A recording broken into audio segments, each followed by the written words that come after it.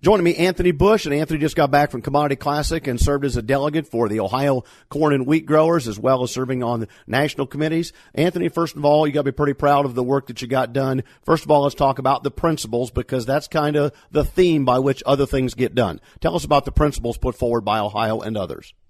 Well, first, Dale, I am really proud of what the Ohio corn and wheat growers were really able to accomplish at Commodity Classic this week. I really feel like what we did today, what we did last week, was good for our country. And, as taxpayers, we believe the U.S. government should balance the budget. Reducing spending and reducing the federal debt is key to that. And Ohio Corn and Wheat was able to get that policy, that with the statement that I just made, was put into our policy book as a guiding principle in our book. And we didn't just go down there with ideas. We went down there with solutions to ideas too, and we were able to get those accomplished with the delegates. And I feel like we made a difference. As you start, you're a little frustrated on Thursday night, and the original language, though in the beginning sounded good, may have come across as a little firm for the rest of the group to buy into on short notice. Well, I was told that it was a little bit too direct. What we offered was a new position for the corn growers to take in regards to direct payments, which everybody knows is a hot issue. They're the talk in Washington, and we all know that they're probably going to be cut. So Ohio Corn and Wheat offered language that would have been put into our policy book that said NCGA will actively pursue the transition of direct payments into a revenue-based safety net that triggers only when a loss occurs. We felt that this was a very bold statement, and really told Congress that we're here to help, and we wanted to be part of the solution, not the problem. Some of the delegates felt that the language was just too strong and direct to put into the policy book, but that only failed by 4 votes. So I was kind of upset at the time about that, but after thinking about it and realizing that as strong and pointed as that was, for it to only fail by that much, really gave us hope to go back and work on some new language. And that happened on Friday. I am so proud of the grassroots of this organization, because the states came together and spoke loud and clear. On Friday, after the general session with Secretary Vilsack and Congressman Frank Lucas, there was a farm policy meeting. We had great discussion. There was a meeting called together between the I-states, Indiana, Illinois, and Iowa corn, and Ohio. And we went up to Iowa had a meeting room, and we went up there, and next thing you know, other states had asked to come and be part of the discussion.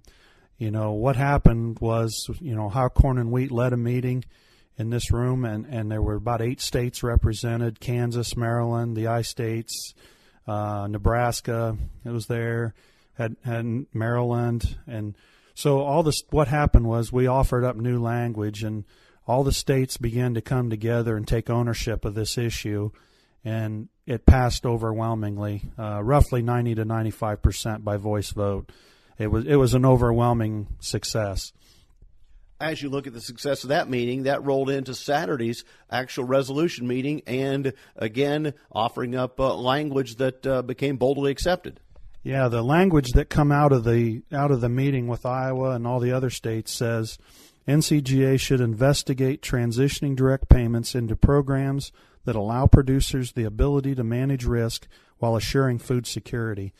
And what we mean by that is, most people won't remember what direct payments were originally for. They were to stabilize farm incomes and stabilize a safe, reliable, inexpensive food source.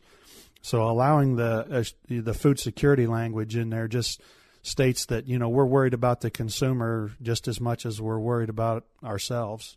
The ethanol committee went and met in session down there and come up with some new language. And their language states that NCGA will support reforming ethanol tax policy. Ideas to replace existing tax law in the following priority are: a variable ethanol tax credit, an ethanol tax credit at a reduced rate, and then non-tax policies should include biofuels infrastructure, higher blends, corn ethanol as an advanced biofuel, and favorable flex fuel vehicle policy. As you look at this, corn growers obviously proud of the work they've got done. Actually, Ohio's had a couple phone calls from people say, I'd like to join corn growers based on what I've heard over the weekend. That's makes it all worthwhile when the members back home believe in what you did, and that's the ultimate success story. One of the other things that really played into this was, as people asked the question, okay, tell us what a safety net is, define that for us. So we did just that. We had this in our policy, or in our Ohio Corn had adopted this, and the language says that we believe a safety net is defined as a combination of risk management tools available to producers that have the ability to protect against revenue losses due to circumstances beyond their control. So that's, we really offered solutions to the problems and defined the problems rather than just went down there and complained.